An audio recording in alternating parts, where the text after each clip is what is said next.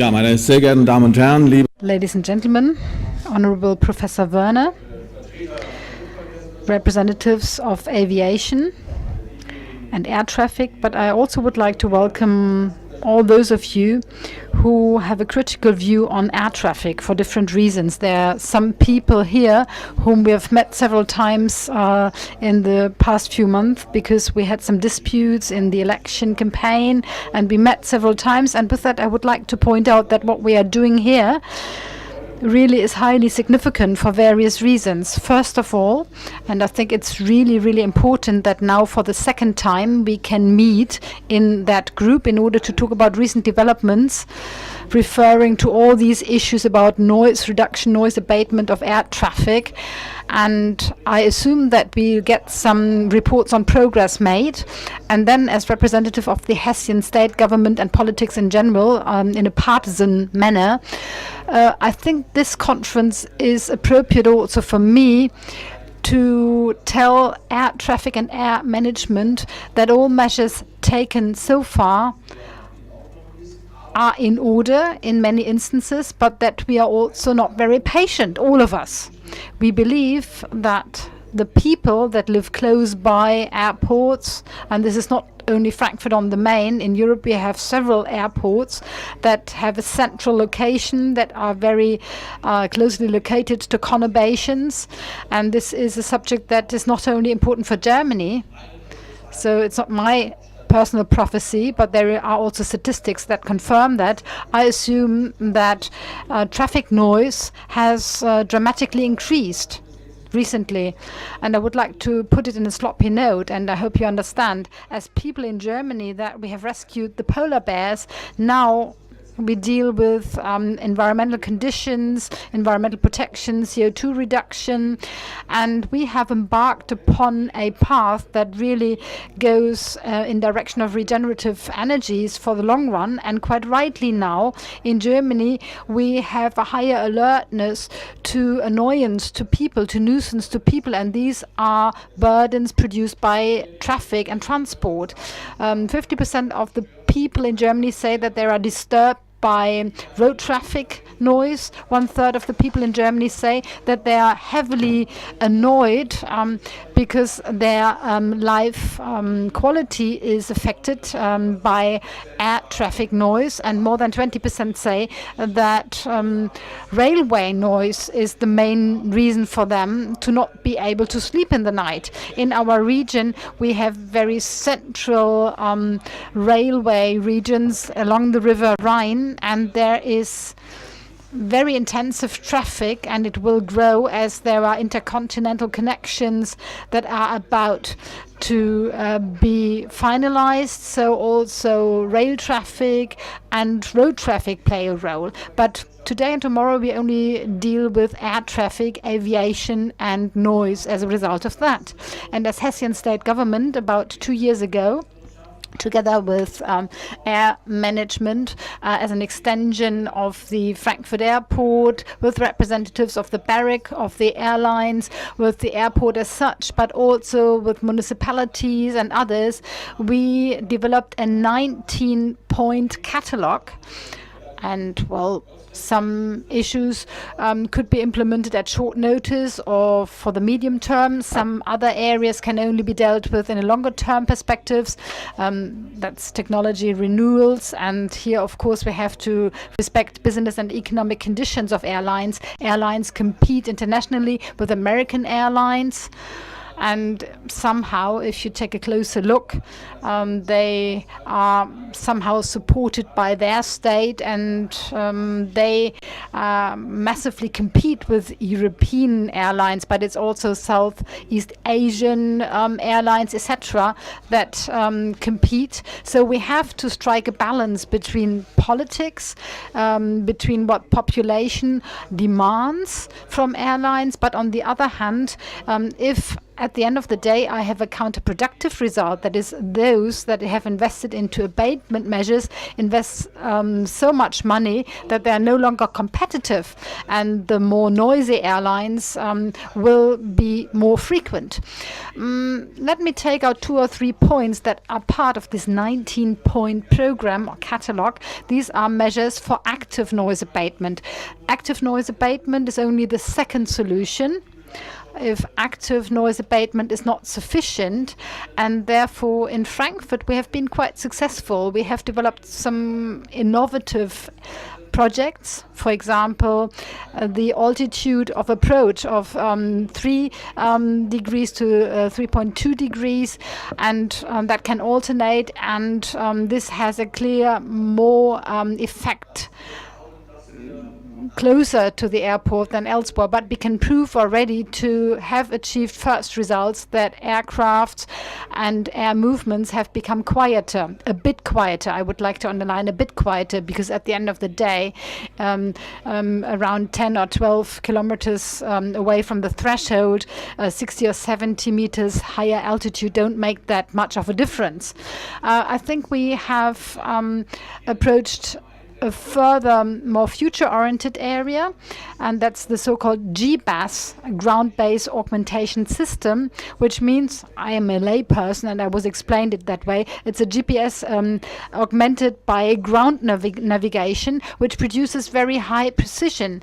And at the end of the day, we will be able to become much more precise, also outside the IAS procedures, to have a more curved approach, maybe even higher level approach, so that at the end of the day, the noise level can be reduced because of these new technologies. And I personally expect a big challenge also with respect to investment, and I expect biggest potential also closer to the airport. You don't take a straight approach, but you can really avoid noise, and you won't go so much over roofs and build up areas.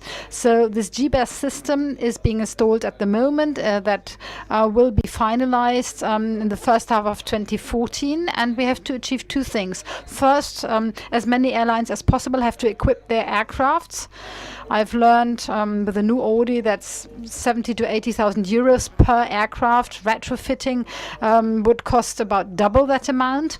But at the end of the day, probably the airlines not only can show that noise abatement, noise prevention is taken seriously, but probably they can make a profit, because they've become active as no other European airport has been.